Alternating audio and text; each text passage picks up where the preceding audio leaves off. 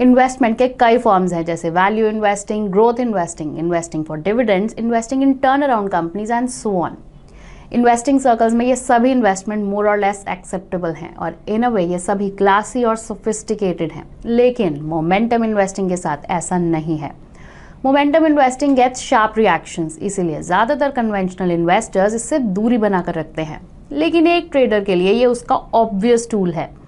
बाकी लोगों के लिए ये कुछ ऐसा है जो टाइम टू टाइम उन्हें सरप्राइज करता रहता है। फॉर इंस्टेंस, आइए पिछले एक साल के निफ्टी 200 मोमेंटम 30 इंडेक्स के रिटर्न्स को दूसरे पॉपुलर इंडाइसेस से कंपेयर करें।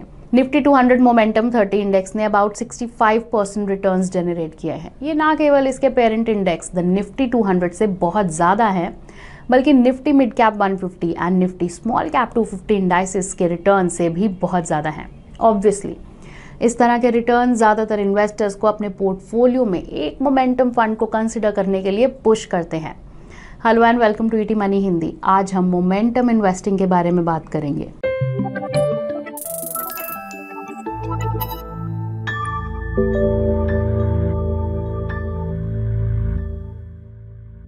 मोमेंटम इन्वेस्टिंग पर यह हमारा पहला वीडियो नहीं है। 3 साल पहले भी हमने मोमेंटम इन्वेस्टिंग पर वीडियो बनाया था।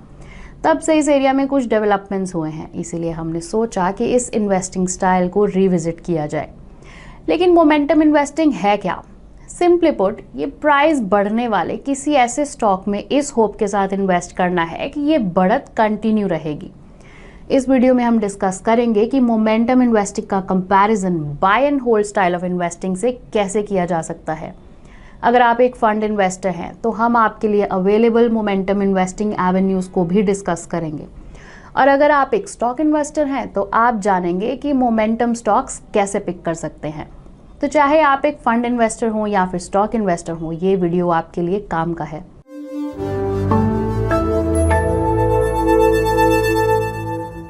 मोमेंटम इन्वेस्टिंग के लिए पोर्टफोलियो में फ्रीक्वेंट चेंजेस की ज़रूरत होती है ताकि आप हमेशा उन स्टॉक्स में इन्वेस्ट करें जो मोमेंटम में है। On the other hand, buy and hold investing है जहां एक स्टॉक को रिलेटिवली लॉन्ग टर्म के लिए होल्ड किया जाता है। So as a proxy of these two approaches, हमने S&P BSE सेंसेक्स के परफॉर्मेंस का comparison S&P BSE momentum index के साथ किया है। हमने सेंसेक्स को बाय एंड होल्ड का प्रॉक्सी इसलिए माना क्योंकि इसका चर्न रेट कम होता है।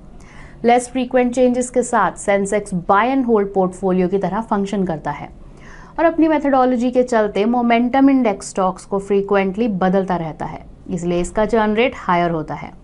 दोनों ही इंडाइसेस में 30 स्टॉक्स ईच है, इसलिए ये साइज और डाइवर्सिफिकेशन के मामले में सिमिलर हैं।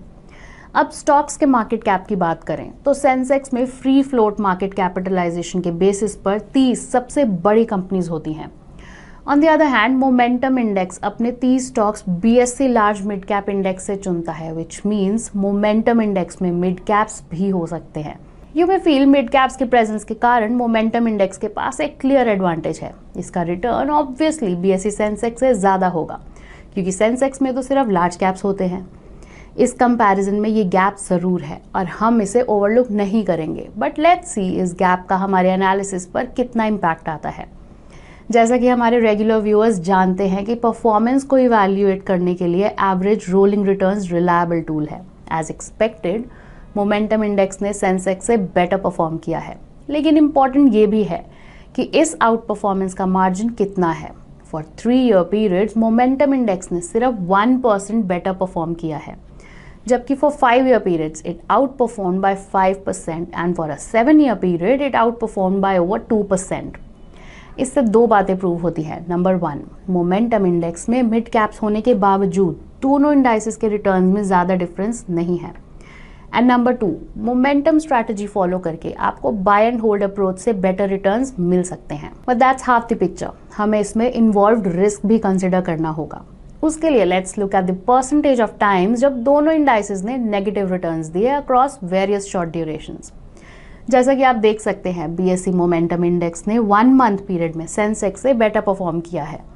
3 मंथ्स पीरियड में ये सेंसेक्स के बराबर है, लेकिन 6 मंथ और 1 ईयर पीरियड के लिए सेंसेक्स से काफ़ी ख़राब है। नोटेबली 6 मंथ और 1 ईयर पीरियड्स के लिए ये गैप बहुत ज़्यादा है। इस डेटा को देखने का एक तरीका और है वर्स्ट रिटर्न्स चेक करना। ये काफ़ी इंटरेस्टिंग है कि सभी पीरियड्स में मोमेंटम इंडेक्स का वर्स्ट फॉल भी सेंसेक्स के कंपैरिजन में कम है। इसका मतलब है कि मोमेंटम इंडेक्स में ज़्यादा बार गिरावट आई है, लेकिन ये प्रॉबेबली गिरावट कंट्रोल करने में काफ़ी एफिशिएंट है। तो इससे हमारी स्टडी में जो गैप था वो और कम हो जाता है। तो overall momentum investing buy and hold investing के कंपैरिजन में बेटर नज़र आ रही है। फिर भी हम आपको अलर्ट करना चाहेंगे इससे पहले कि आप इस आउटकम के साथ आगे बढ़ें। बाय एंड होल्ड स्ट्रैटेजी काफ़ी हद तक इस बात पर डिपेंड करेगी कि आप कौन से स्टॉक्स होल्ड कर रहे हैं। हमने यहाँ सेंसेक्स को as a proxy for buy and hold portfolio लिया है। एक true buy and hold portfolio में आपके प्रेफरेंसेस, कन्विक्शन और दूसरे फैक्टर्स के बेस पर आपके चुने गए स्टॉक्स होंगे। ऐसा पोर्टफोलियो एक मोमेंटम स्ट्रैटेजी से भी बेटर परफॉर्म कर सकता है और कई एस इन्वेस्टर्स ने अपनी बाय एंड होल्ड स्ट्रैटेजीज के साथ लॉन्ग पीरियड में मार्केट से अच्छे खासा रिटर्न्स कमाए हैं। सेकेंडली, स्टॉक इन्वेस्टर को पोर्टफोलियो में मिड और स्मॉल कैप्स जोड़ने से कोई नहीं रोक सकता, तो इससे भी एक स्टॉक इन्वेस्टर को हेल्प मिल सकती है।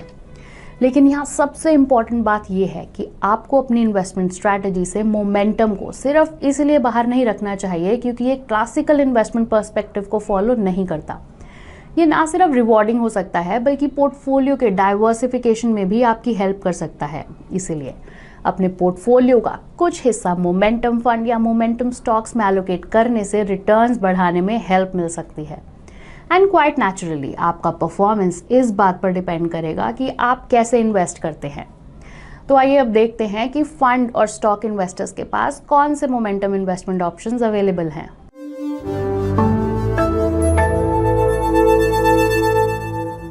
अगर आप एक म्यूचुअल फंड इन्वेस्टर है जो मोमेंटम इन्वेस्टिंग में इंटरेस्टेड है, तो आपके पास क्या क्या ऑप्शंस हैं। Unfortunately there is no fund available for the BSE momentum index, जिसे हमने थोड़ी देर पहले मेंशन किया था। But there are 2 other prominent momentum indices, जिनमें से पहला है निफ्टी 200 मोमेंटम 30 और दूसरा है Nifty mid cap 150 momentum 50 indices. इनके लिए हमारे पास फंड्स अवेलेबल हैं। Now as their name suggests, Nifty 200 Momentum 30 index Nifty 200 से 30 मोमेंटम स्टॉक्स पिक करता है। ये इंडेक्स अगस्त 2020 में लॉन्च किया गया था, जबकि Nifty mid cap 150 momentum 50 index Nifty mid cap 150 index से 50 मोमेंटम स्टॉक्स पिक करता है। ये इंडेक्स अगस्त 2022 में लॉन्च किया गया था। हमारे पुराने मोमेंटम वीडियो में निफ्टी 200 मोमेंटम 30 इंडेक्स का डिटेल्ड एनालिसिस है।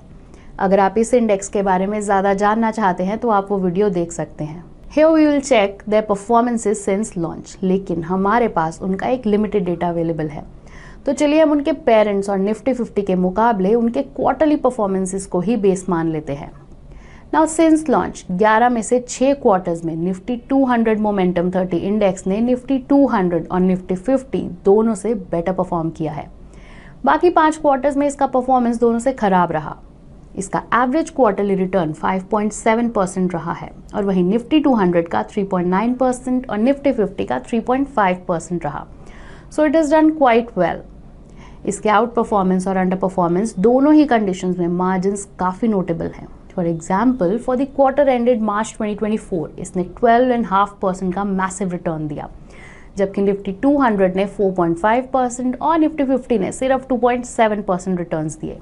Now for the quarter ended June 2022 इसमें 19.5% का एक मैसिव फॉल आया, जबकि निफ्टी 200 और निफ्टी 50 में ये फॉल करीब 10% था।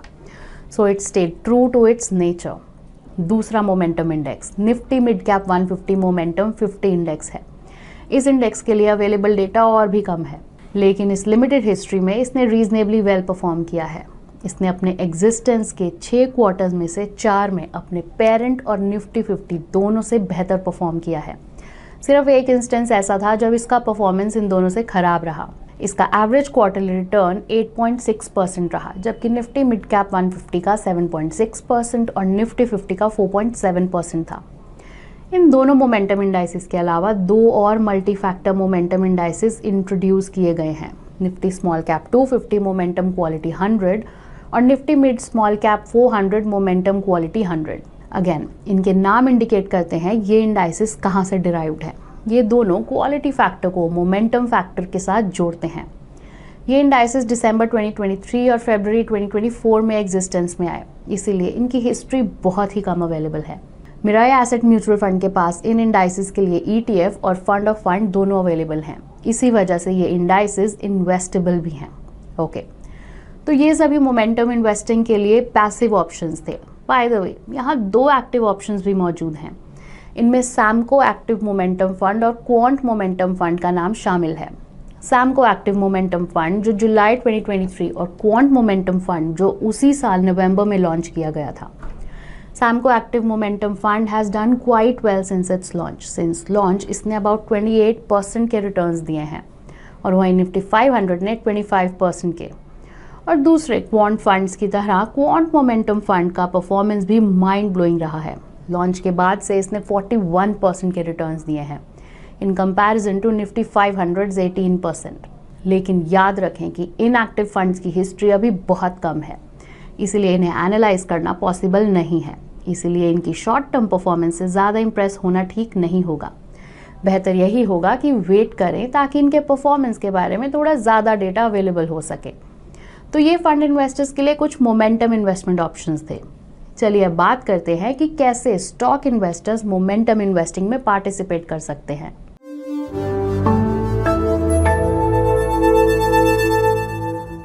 हमने वीडियो की स्टार्टिंग में मेंशन किया था कि स्टॉक ट्रेडर्स के लिए मोमेंटम इन्वेस्टमेंट एक टूल है, बट यहाँ हम momentum investing as a trading tool नहीं डिस्कस करेंगे। हम यहाँ स्लाइटली लॉन्गर टर्म व्यू लेंगे और इन्वेस्टर्स के लिए 2 मोमेंटम स्ट्रैटेजीज डिस्कस करेंगे। जिन स्ट्रैटेजीज पर हम बात करेंगे उनमें प्राइस मोमेंटम और सेक्टर मोमेंटम शामिल है। Let's begin with price momentum. लेकिन उससे पहले एक इम्पॉर्टेंट रिमाइंडर, जब हम इन स्ट्रैटेजीज पर डिस्कशन करेंगे तो हम कुछ स्टॉक पिकिंग फ्रेमवर्क्स पर भी डिस्कशन करेंगे और कॉन्सिक्वेंटली उनके बेसिस पर स्टॉक्स की लिस्ट बनाएंगे। ये फ्रेमवर्क्स और इनसे जनरेट होने वाले स्टॉक्स किसी भी तरह से रिकमेंडेशन नहीं है, इसीलिए मैं आपसे रिक्वेस्ट करती हूँ कि आप किसी भी फ्रेमवर्क का यूज़ करने या उनके बेसिस पर स्टॉक्स खरीदने से पहले खुद रिसर्च ज़रूर करें। हमारा इंटेंशन ये समझाना है कि मोमेंटम इन्वेस्टिंग कैसे काम करता है और पोर्टफोलियो लेवल पर आप इसे कैसे इम्प्लीमेंट कर सकते हैं। We don't intend to make any recommendations.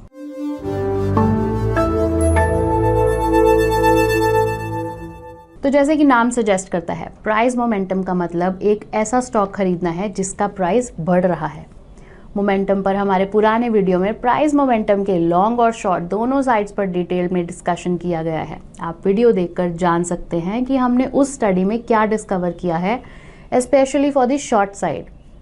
यहाँ हम प्राइस मोमेंटम के बेसिस पर स्टॉक पिक करने के लिए फ्रेमवर्क पर डिस्कशन करेंगे। First, take a return period. ये रिटर्न पीरियड बहुत लंबा नहीं होना चाहिए क्योंकि मोमेंटम टिपिकली एक short to medium term phenomenon है, इसलिए 6 मंथ्स तक का पीरियड ठीक रहेगा।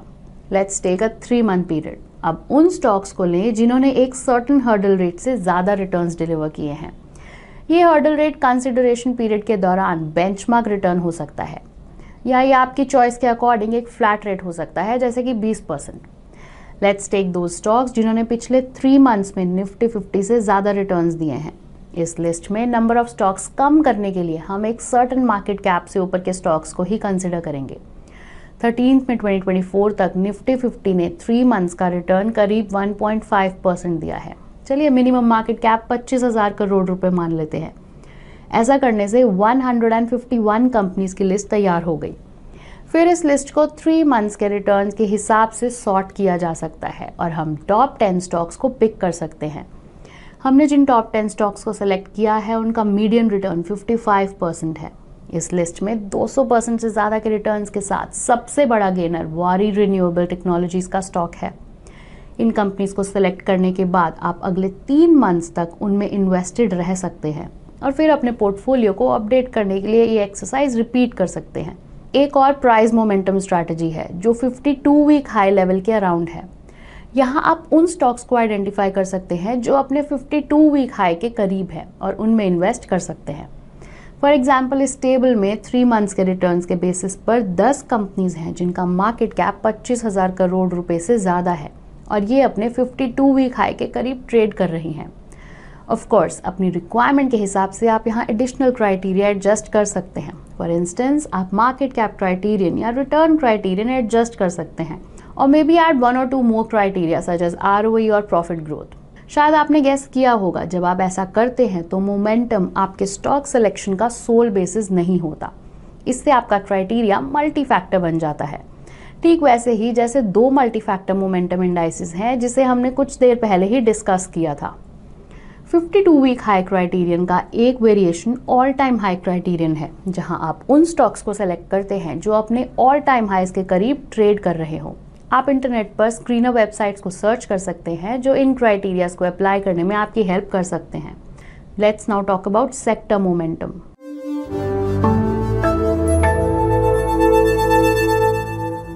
As its name implies, sector momentum का मतलब है ऐसे सेक्टर में इन्वेस्ट करना जिसमें मोमेंटम हो। आप ऐसे सेक्टर में 2 तरीके से इन्वेस्ट कर सकते हो, या तो ETF के थ्रू या फिर स्टॉक्स के through. For instance, as of 14 May 2024 last 3 months में मेटल, ऑटो और पावर टॉप 3 सेक्टर्स रहे हैं। इन सेक्टर्स के कॉरेस्पॉन्डिंग इंडाइसेस ने रिस्पेक्टिवली 19%, 16% और 16% के रिटर्न्स डिलीवर किए हैं। सिंस ये सेक्टर मोमेंटम में है, इसीलिए आप ऐसी ETFs पिक कर सकते हैं जो इन सेक्टर्स में इन्वेस्ट करते हो। फॉर एग्जाम्पल, ऑटो सेक्टर के लिए Nippon India Nifty auto ETF एक पॉसिबल ऑप्शन हो सकता है। अगर कोई डायरेक्ट ऑप्शन अवेलेबल नहीं है तो आप सेक्टर के टॉप स्टॉक्स को कंसिडर कर सकते हो। For example, S&P BSE metal index में 10 स्टॉक्स हैं, उनके 3 मंथ रिटर्न आपकी स्क्रीन पर हैं। आप टॉप 3 और 5 और मे बी 10 स्टॉक्स पिक कर सकते हो और उन्हें 3 मंथ्स तक होल्ड कर सकते हैं। Then you can revisit the top sectors, और अगर मेटल सेक्टर अब टॉप सेक्टर नहीं है तो आप स्टॉक्स बेच सकते हैं। अगर ये अभी भी टॉप परफॉर्मर है तो आप स्टॉक्स को होल्ड कर सकते हैं। आप तीनों सेक्टर्स के स्टॉक्स को मिलाकर एक डाइवर्सिफाइड पोर्टफोलियो भी बना सकते हैं। आइए सेक्टर के टॉप 3 स्टॉक्स को लेकर एक पोर्टफोलियो बनाएं। So this is how you can place sector momentum. Momentum investing के लिए प्राइस और सेक्टर मोमेंटम 2 पॉपुलर और मेन स्ट्रीम स्ट्रैटेजीज हैं, but by no means are they the only ones. Metric के बेसिस पर और स्ट्रैटेजीज भी हो सकती हैं। For instance, a popular strategy used in technical investing is moving averages. अगर आपको मोमेंटम इन्वेस्टिंग फैसिनेटिंग लगता है तो आप और मोमेंटम स्ट्रैटेजीज एक्सप्लोर कर सकते हैं, लेकिन यहाँ एक एडवाइस देना चाहूँगी कि मोमेंटम पर ओवरबोर्ड ना जाएं, स्पेशली अगर आप मोमेंटम स्टॉक्स को पिक करने के प्रोसेस में हो। ज़्यादा कैपिटल एलोकेट करने से पहले अपने मोमेंटम मॉडल को अच्छे से समझें और टेस्ट करें। सिमिलरली, अवेलेबल मोमेंटम फंड्स की हिस्ट्री बहुत लिमिटेड है, इसीलिए अपने पोर्टफोलियो का बड़ा हिस्सा उनमें इन्वेस्ट करने से बचें। इसी के साथ हम इस वीडियो के एंड पर पहुंच गए हैं। अगर आपको ये वीडियो पसंद आया हो तो लाइक, शेयर और कमेंट करना ना भूलें, और हम जल्द ही एक और इंसाइटफुल एनालिसिस के साथ वापस आएंगे। Mutual fund investments are subject to market risks. Read all scheme related documents carefully.